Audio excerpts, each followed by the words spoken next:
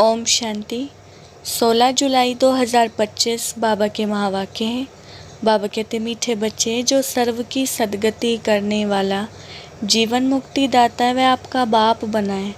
तुम उनकी संतान हो तो कितना नशा रहना चाहिए। प्रश्न है, किन बच्चों की बुद्धि में बाबा की याद निरंतर नहीं ठहर सकती है। उत्तर है, जिन्हें पूरा निश्चय नहीं है उनकी बुद्धि में याद नहीं ठहर सकती। हमको कौन सिखला रहे हैं ये जानते नहीं तो याद किसको करेंगे। जो यथार्थ पहचान कर याद करते हैं उनके ही विकर्म विनाश होते हैं। बाप स्वयं ही आकर अपनी और अपने घर की यथार्थ पहचान देते हैं। ओम शांति। अब ओम शांति का अर्थ तो सदैव बच्चों को याद होगा। हम आत्मा है, हमारा घर है निर्वाण धाम व मूल वतन।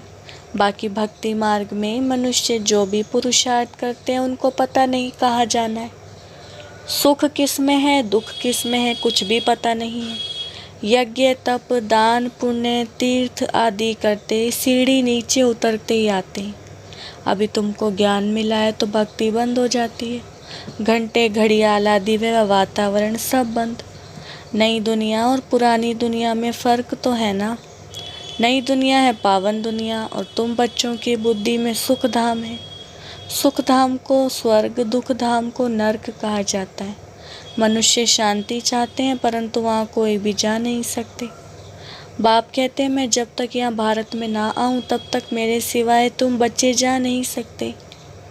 भारत में ही शिव जयंती गाई जाती है। निराकार जरूर साकार में आएगा ना। शरीर बेगर आत्मा कुछ कर सकती है क्या? शरीर बेगर तो आत्मा भटकती रहती है, दूसरे तन में भी प्रवेश कर लेती है। कोई अच्छे होते हैं, कोई चंचल होते हैं, एकदम तवाई बना लेती है। आत्मा को शरीर जरूर चाहिए। वैसे ही परमपिता परमात्मा को भी शरीर ना हो तो भारत में आकर क्या करेंगे। भारत ही अविनाशी खंड है। सतयुग में एक ही भारत खंड है और सब खंड विनाश हो जाते हैं। गाते हैं आदि सनातन देवी देवता धर्म था, यह लोग फिर आदि सनातन हिंदू धर्म कह देते हैं। वास्तव में शुरू में कोई हिंदू नहीं, देवी देवताएं थे। यूरोप में रहने वाले अपने को क्रिश्चियन कहते हैं, यूरोपियन धर्म थोड़े ही कहेंगे। ये हिंदुस्तान में रहने वाले हिंदू धर्म कह देते। जो दैवी धर्म श्रेष्ठ थे वही 84 जन्मों में आते धर्म भ्रष्ट बन गए। देवता धर्म के जो होंगे वही यहाँ आएंगे। अगर निश्चय नहीं तो समझो इस धर्म के नहीं हैं। बल यहाँ बैठे होंगे तो भी उनकी समझ में नहीं आएगा। वहाँ कोई प्रजा में कम पद पाने वाला होगा। चाहते सब सुख शांति हैं, वह तो होते सतयुग में। सब तो सुख धाम में नहीं जा सकते। सब धर्म अपने अपने समय पर आते हैं। अनेक धर्म है, झाड़ वृद्धि को पाता रहता है। मूल थुर है देवी देवता धर्म, फिर है 3 ट्यूब। स्वर्ग में तो यह हो ना सके। द्वापर से लेकर नए धर्म निकलते हैं, इनको वैरायटी ह्यूमन ट्री कहा जाता है। विराट रूप अलग है, यह वैरायटी धर्मों का झाड़ है। किस्म किस्म के मनुष्य हैं। तुम जानते हो कितने धर्म हैं। सतयुग आदि में एक ही धर्म था। नई दुनिया थी, बाहर वाले भी जानते हैं। भारत ही प्राचीन बहिष्ठ था, बहुत साहूकार था, इसलिए भारत को बहुत मान मिलता है। कोई साहूकार गरीब बनता है तो उस पर तरस खाते हैं। बेचारा भारत क्या हो पड़ा है, यह भी ड्रामा में पार्ट है। कहते भी हैं सबसे जास्ती रहमदिल ईश्वर ही है और आते भी भारत में है। गरीबों पर जरूर साहूकार ही रहम करेंगे ना। बाप है बेहद का साहूकार, ऊंच ते ऊंच बनाने वाला। तुम किसके बच्चे बने हो वह भी नशा होना चाहिए। परमपिता परमात्मा शिव की हम संतान हैं, जिसको जीवन मुक्ति दाता सद्गति दाता कहते हैं।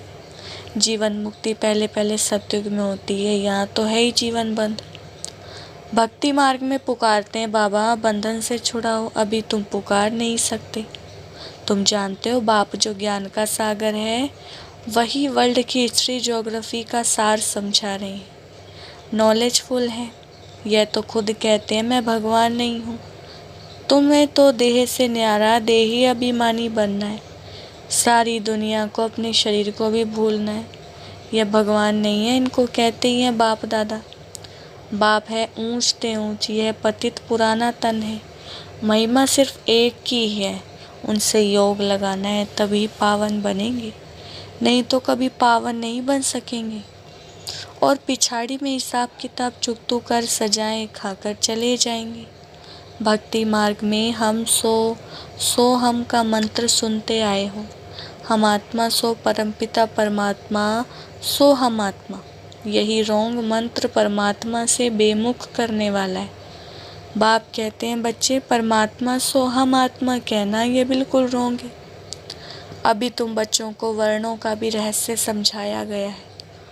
हम सो ब्राह्मण हैं, फिर हम सो देवता बनने के लिए पुरुषार्थ करते हैं, फिर हम सो देवता बन क्षत्रिय वर्ण में आएंगे। और कोई को थोड़े ही पता है कि हम 84 जन्म कैसे लेते हैं, किस कुल में लेते हैं। तुम अभी समझते हो हम ब्राह्मण हैं, बाबा तो ब्राह्मण नहीं है, तुम ही इन वर्णों में आते हो, अब ब्राह्मण धर्म में अडॉप्ट किया है। शिव बाबा द्वारा प्रजापिता ब्रह्मा की संतान बने हो, यह भी जानते हो निराकार आत्माएं असली ईश्वरीय कुल की हैं। निराकारी दुनिया में रहने वाली हैं, फिर साकारी दुनिया में आती हैं। पार्ट बजाने आना पड़ता है, वहाँ से आए। फिर हमने देवता कुल में 8 जन्म लिए, फिर हम क्षत्रिय कुल में वैश्य कुल में जाते हैं। बाप समझाते हैं तुमने इतने जन्म दैवी कुल में लिए, फिर इतने जन्म क्षत्रिय कुल में लिए। 84 जन्मों का चक्र है, तुम्हारे बिगर यह ज्ञान और कोई को मिल ना सके। जो इस धर्म के होंगे वही यहाँ आएंगे। राजधानी स्थापन हो रही है, कोई राजा रानी कोई प्रजा बनेंगे। Suryavanshi Lakshmi Narayan the first second third 8 गद्दी चलती हैं। क्षत्रिय धर्म में भी फर्स्ट सेकंड थर्ड ऐसे चलता है। यह सब बातें बाप समझाते हैं। ज्ञान का सागर जब आते हैं तो भक्ति खलास हो जाती है, रात खत्म हो दिन होता है। वहाँ किसी भी प्रकार के धक्के नहीं होते, आराम ही आराम है, कोई हंगामा नहीं। यह भी ड्रामा बना हुआ है। भक्ति कल्ट में ही बाप आते हैं, सबको वापस तो जरूर जाना है, फिर नंबरवार उतरते हैं। क्राइस्ट आएंगे तो फिर उनके धर्म वाले भी आते रहेंगे। अभी देखो कितने क्रिश्चियन हैं। क्राइस्ट हो गया क्रिश्चियन का धर्म का बीज, अब इस देवी देवता धर्म का बीज है परमपिता परमात्मा शिव। तुम्हारा धर्म स्थापन करते हैं परमपिता परमात्मा। तुमको ब्राह्मण धर्म में किसने लाया? बाप ने अडॉप्ट किया तो उनसे छोटा ब्राह्मण धर्म हुआ। ब्राह्मणों की चोटी गाई जाती है, यह है निशानी चोटी। फिर नीचे आओ तो शरीर बढ़ता जाता है। यह सब बातें बाप ही बैठ समझाते हैं। जो बाप कल्याणकारी है वही आकर भारत का कल्याण करते हैं। सबसे अधिक कल्याण तो तुम बच्चों का ही करते हैं। तुम क्या से क्या बन जाते हो, तुम अमर लोक के मालिक बन जाते हो। अभी ही तुम काम पर जीत पाते हो। वहाँ काले मृत्यु नहीं होती, मरने की बात ही नहीं। बाकी चोला तो बदलेंगे ना, जैसे सर पे एक खाल उतार दूसरी लेते हैं। यहाँ भी तुम यह पुरानी खाल छोड़ नई दुनिया में नई खाल लेंगे। सतयुग को कहा जाता है गार्डन ऑफ फ्लावर्स। कभी कोई कुवचन वहाँ नहीं निकलता। यहाँ तो है ही कुसंग, माया का संग है ना, इसलिए इसका नाम ही रौरव नरक है। जगह पुरानी होती है तो म्यूनसिपैलिटी वाले पहले से ही खाली करा देते हैं। बाप भी कहते हैं जब पुरानी दुनिया होती है तब हम आते हैं। ज्ञान से सदगति हो जाती है। राजयोग सिखाया जाता है, भक्ति में तो कुछ भी नहीं है। हाँ, जैसे दान पुण्य करते हैं तो अल्पकाल के लिए सुख मिलता है। राजाओं को भी सन्यासी लोग वैराग्य दिलाते हैं। यह तो कागविष्टा समान सुख है।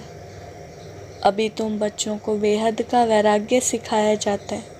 यह है ही पुरानी दुनिया।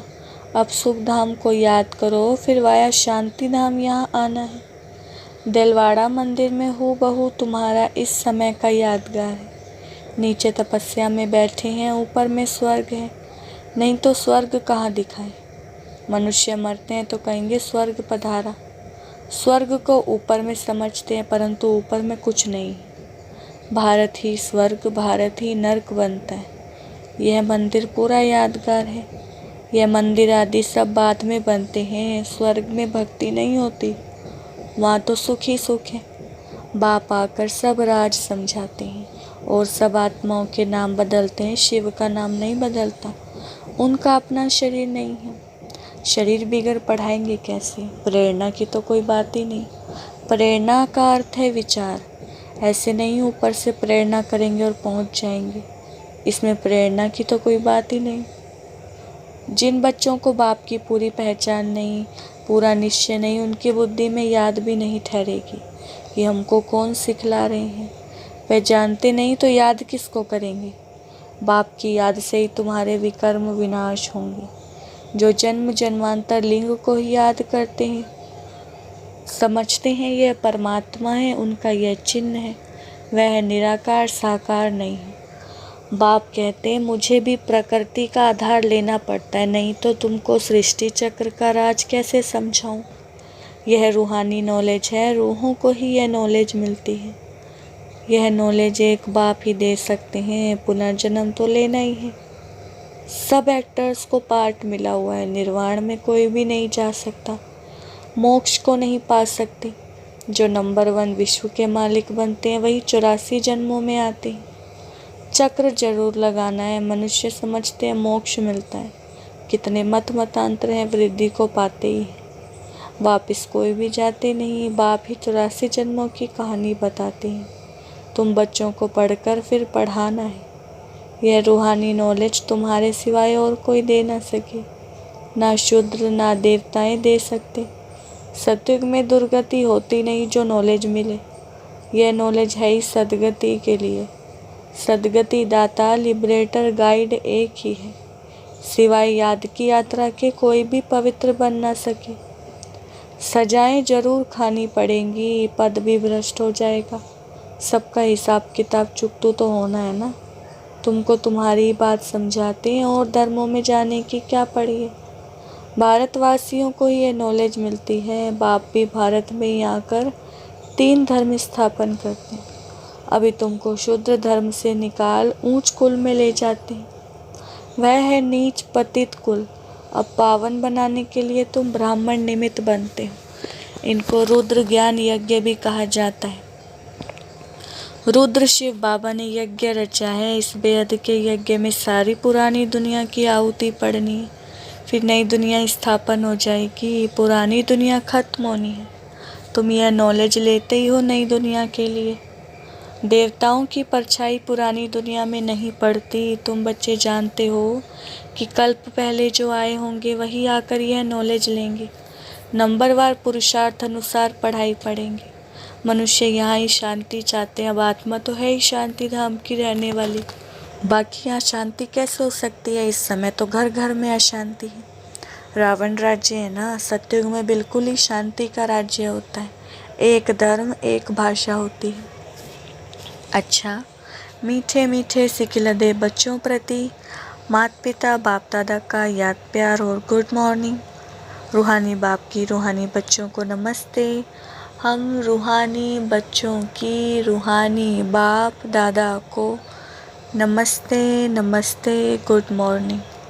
धारणा के लिए मुख्य सार। पहला पॉइंट है, इस पुरानी दुनिया से बेहद का वैरागी बन अपनी देह को भी भूल शांति धाम और सुख धाम को याद करना है। निश्चय बुद्धि बन याद की यात्रा में रहना है। दूसरा पॉइंट है, हम सो हम के मंत्र को यथार्थ समझकर अब ब्राह्मण सो देवता बनने का पुरुषार्थ करना है। सभी को इसका यथार्थ अर्थ समझाना है। बाबा ने वरदान दिया है, अंतर्मुखता के अभ्यास द्वारा अलौकिक भाषा को समझने वाले सदा सफलता संपन्न भव। वरदान का विस्तार। जितना जितना आप बच्चे अंतर्मुखी स्वीट साइलेंस स्वरूप में स्थित होते जाएंगे, उतना नैनों की भाषा, भावना की भाषा और संकल्प की भाषा को सहज समझते जाएंगे। ये 3 प्रकार की भाषा रूहानी योगी जीवन की भाषा। यह अलौकिक भाषाएं बहुत शक्तिशाली हैं। समय प्रमाण इन तीनों भाषाओं द्वारा ही सहज सफलता प्राप्त होगी। इसलिए अब रूहानी भाषा के अभ्यासी बनो। स्लोगन, आप इतने हल्के बन जाओ जो बाप आपको अपनी पलकों पर बिठाकर साथ ले जाए। अव्यक्त इशारे, संकल्पों की शक्ति जमा कर श्रेष्ठ सेवा के निमित्त बनो। वर्तमान समय विश्व कल्याण करने का सहज साधन अपने श्रेष्ठ संकल्प की एकाग्रता है। इससे ही सर्वात्माओं की भटकती हुई बुद्धि को एकाग्र कर सकेंगे। विश्व की सर्वात्माएं विशेष यही चाहना रखती हैं कि भटकी हुई बुद्धि एकाग्र हो जाए, वह मन चंचलता से एकाग्र हो जाए। इसके लिए एकाग्रता अर्थात सदा एक बाप दूसरा न कोई, इस स्मृति से एक रस स्थिति में स्थित होने का विशेष अभ्यास करो। अच्छा, ओम शांति।